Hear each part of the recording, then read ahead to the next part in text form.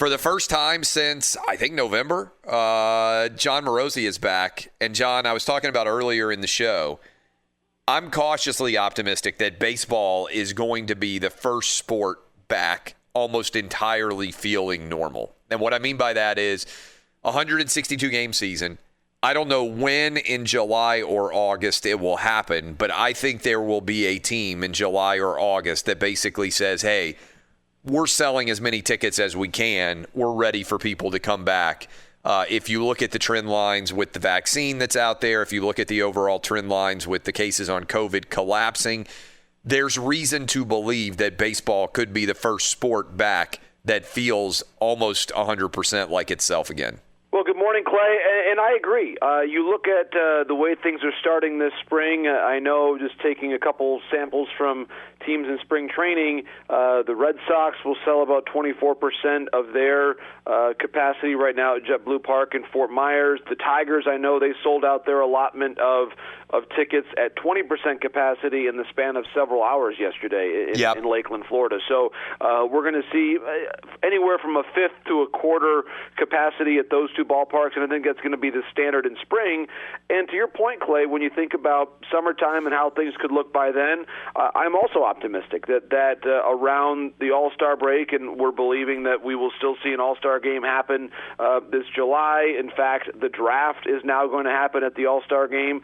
So there are some events looking forward where I agree, July, August, we're going to see the Field of Dreams game is scheduled for August. So more of those special events that you are planning your season around are happening right around the time you're describing, Clay. So I agree. I think that's hopefully the time when the national pastime will start looking more completely normal. All right, Fernando Tatis Jr., 14-year deal. I believe he's 22 years old, $340 million, an average of $24.2 million per year. I think I got all those numbers right. Yes.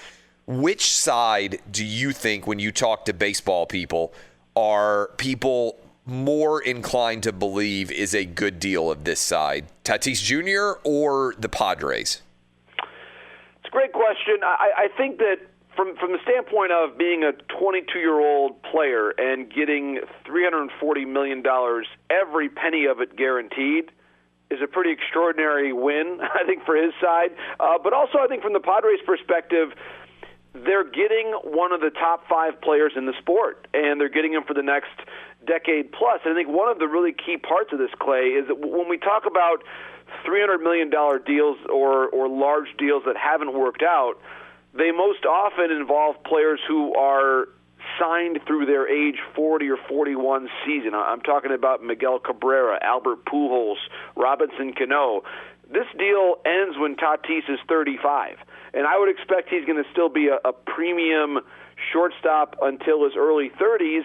And then if you have to move him off of shortstop, by that time, Eric Hosmer is gone. He's the first baseman now. By that time, Manny Machado may well be gone as well, and maybe you move Fernando to third base. The flexibility will be there when you need it. And I think, Clay, you look around the game, and the point I've been making on this is there are those that say, well, how could you possibly build a competitive team when you've got one player on a $300 million deal? Does it leave enough room for the rest of the club? Well, I would say we have not seen a team win a World Series title with a $300 million player since October, when the Overton High School grad Mookie Betts did it with the Los Angeles Dodgers. So it can be done, and the Padres right now love their roster. Mookie is building a house not far. He built it. I think he may be about to sell it. He's gotten even more money now, but he's got a house not far from where I live here in the Nashville area. But if you look at the 3 biggest contracts that have ever been given out in Major League Baseball history, Mookie got one, obviously, with the Dodgers in terms of long-term $300 million contracts. Mike Trout with the Angels, and now Fernando Tatis with the San Diego Padres. 3 Southern California guys who did pretty well for themselves. Are these kind of contracts going to become even more commonplace, or are these sort of aberrations in your mind, even though they're all occurring relatively in recent vintage? Yeah, it's a great question, Clay. I think that it really depends on the player, and his age is so crucial in these calculations because, as I described a moment ago with Tatis' contract being through age 35. Now, in Trout's case, his deal is more towards, I believe, age 39, so a little bit later on in his career. But to me, I look at this and say, for teams to feel fully comfortable signing position players now based on all the data and information that we've got about the aging curves of players, it almost by definition has to be a player who signs out of high school. And that was true of Mookie. That's true of Trout. Tatis, same thing. Of course, he signed as a teenager originally with the White Sox before coming over in the James Shields trade. So I think for position players to get paydays like this, they almost universally have to be someone who is either an international prospect who signs at 16 or a high school player who signs at 18, because then your prime earning years sync up with when you're going to be able to be a free agent and really hit the market. I think it is a little more challenging, Clay, for the college player who signs at 21 or 22. That 3-year difference is dramatic in terms of the willingness of teams to pay based on when you hit free agency. That's what we're seeing right now. And I think that's where baseball, as the years come forward, and of course we have a new CBA, hopefully that'll be negotiated this year, that goes into effect next year. I think the draft and player development and that model overall as the minor leagues shrink, I think a lot of those questions are going to be out there about how and when players are signing and what the overall developmental structure looks like. Big picture, you were just talking about this new collective bargaining agreement that's eventually going to get hammered out between players and management.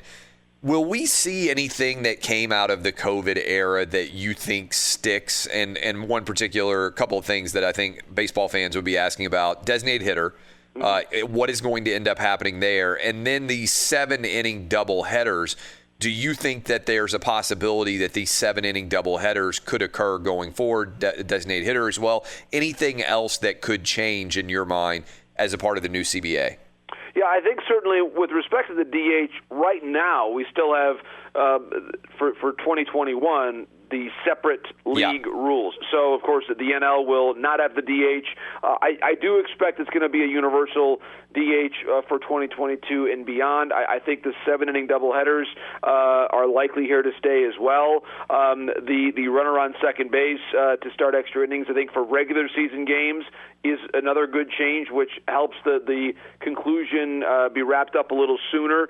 I think, too, you look overall at the playoff structure of the game. I think we'll see in time a larger playoff field, maybe not quite as big as what we saw last year, but I believe it's going to be more than the 5 teams that have been making it in recent years. So I think that as much rancor as there has been from either side over the last year plus in terms of hashing out a lot of the COVID protocols and just getting back on the field, I'm optimistic, Clay, that we're going to see labor peace continue, that we're going to see the game stay on the field and keep growing, because I think the people in charge of the sport realize that this is a very crucial time in the life of American sports leagues, where a lot of Americans are reevaluating which sports leagues we're going to attach ourselves to, or where we're going to devote our time.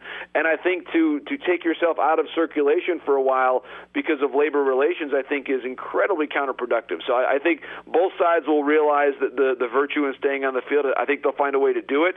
And I think, Clay, to your point, we'll see some of these modifications in there. And let's hope that it may not be in the next couple of years because of COVID and some other economic factors, but let's hope going forward that we see expansion and maybe even expansion to Nashville when the circumstances are right. That would be fantastic. Trevor Bauer has joined the Dodgers. We're talking about one of the all-time great, at least on paper, pitching staffs. They're the defending champs. They vanquished the exorcism, the demons of waiting all the way back to 1988. How prohibitive of a favorite do you believe the Dodgers should be this year? And who are the 4, 5, 6 teams, whoever you would say right off the top here, that are most likely in your mind to be challenging the Dodgers as they attempt to repeat? Well, Clay, it's an interesting thing to think about here because, as you point out, the Dodgers are the favorites. They still have the best roster. I love to point out that it's a rotation that was excellent last year. And, oh, by the way, they get David Price back, right, who didn't pitch last year, and they've added Trevor Bauer. And arguably their best pitcher in the playoffs last year was Julio Urias, and he might be their 4th starter right now. So that's how deep they are.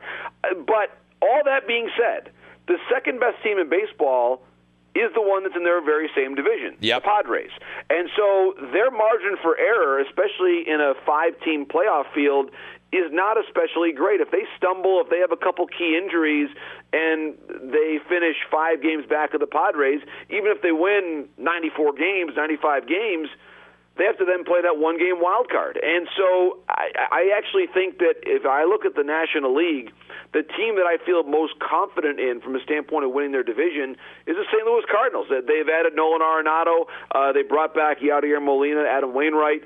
I think that their circumstance relative to the rest of their division is better from a relative standpoint than even the Dodgers, because the Dodgers have to deal with the Padres. I think out east, I think the NL East is the best top to bottom. I know what we've talked about the Braves and how much your son loves the Braves. I think they're probably still the favorite there, but the Mets have gotten better. The Marlins have gotten better. The Nationals, I think, are poised to bounce back after a disappointing 2020. So I think the best, if you look at the best 5 or 6 teams in the game, I think a lot of them are in the NL. I think it's Dodgers, Padres, Cardinals, Braves, and then I might put the White Sox in that class as being the best team in the American League, with Tony La Russa, Clay, back in the dugout for the first time in 10 years. We were talking earlier this week. You kind of hinted at this question as well. We're talking to John Morosi, our Major League Baseball insider.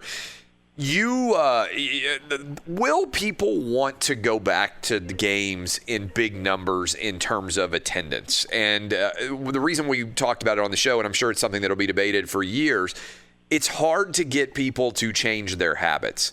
But once they do, and now we've had a full year without really fans being able to go to Major League Baseball games, do you think there is this massive pent-up demand for people like, hey, I can't wait to get back into stadiums?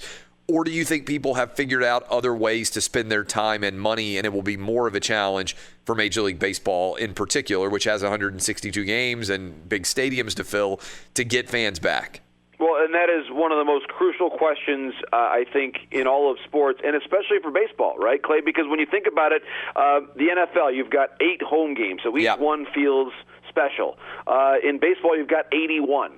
And so the question, I think, from a marketing standpoint, first of all, I think obviously health and safety is going to be a key part, convincing fans that at first in small numbers it's safe to be there, and then in larger numbers it's safe to be there. So that's, I think, going to be a gradual process as people become more and more comfortable. But the other thing is to reach the young families. I think that's going to be the key thing, Clay.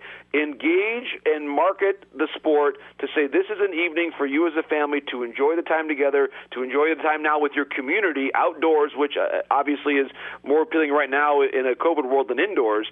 And I think really to market the experience and what it's like to be at the ballpark. And I think that in-ballpark experience is going to be crucial, because there's a way to certainly experience the game at home, which is great, and watching it on TV, listening to it on the radio or the MLB app, which I do a lot of the time.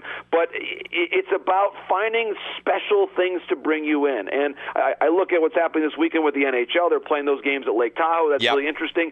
It makes the regular season feel unique. And I think that when you do things to really add a little bit of additional flavor and excitement to individual regular season games, whether it's dramatic geographic realignment where you've got the Yankees and Mets in the same division. I think baseball is going to have to market their sport in a way they haven't had to in a very, very long time, to make sure that each individual event feels special and feels like something that American families are going to want to have on their short list of sports priorities and shared experiences that they want to get into now as we hopefully get to better days ahead. Outstanding stuff as always, John Morosi. I can't wait to get you back on. It means that summer and spring are closer and closer. We'll talk to you again soon. Sounds great, Clay. Thanks so much for everything.